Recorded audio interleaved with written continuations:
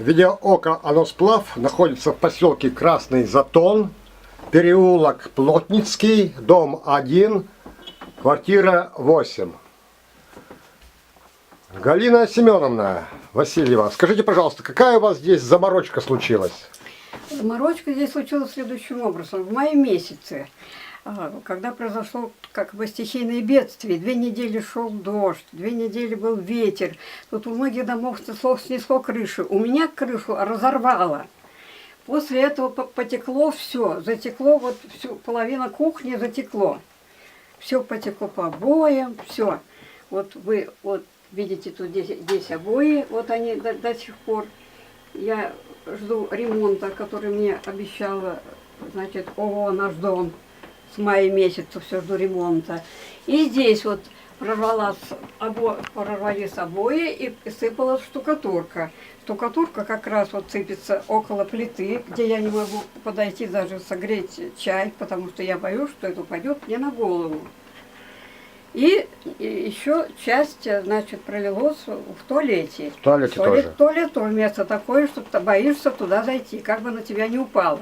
Причем надо сказать, что штукатурка здесь не просто, она как бы такая сыпучая, она такая типа асфальта. Я даже вам могу продемонстрировать, если на голову упадет, это будет... Так, сейчас очень... посмотрим, что за штукатурка.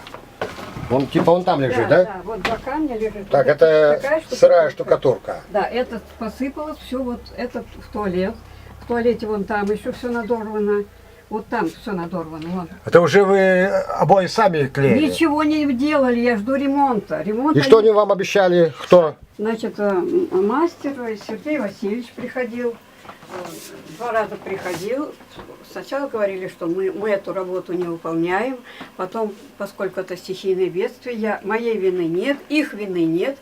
Сошлись на том, что они мне сделают потолок.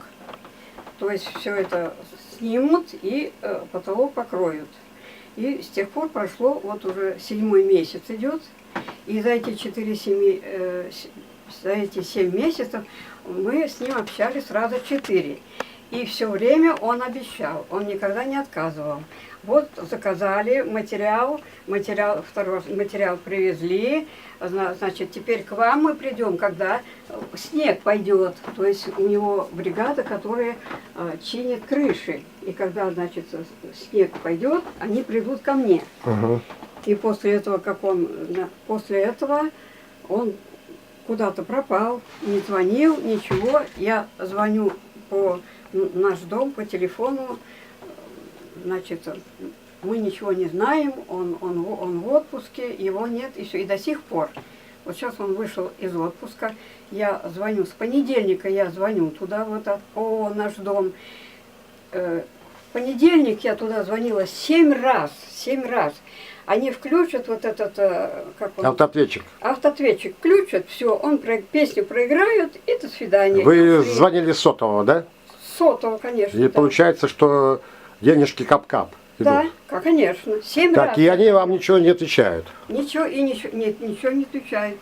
Мы не обязаны, мы ничего не знаем, придите сами. А теперь уже буквально вчера, я когда позвонила, вдруг они мне сказали, что вы звоните не по этому телефону, это телефон у нас аварийной службы.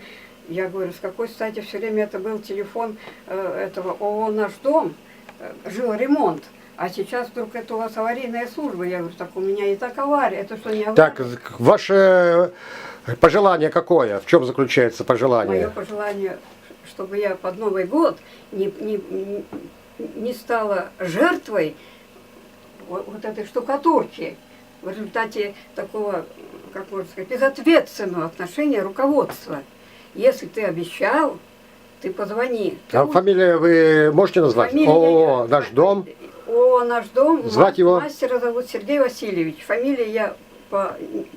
Сергей Васильевич. Помню, да. Вам сколько лет? Мне 82 года.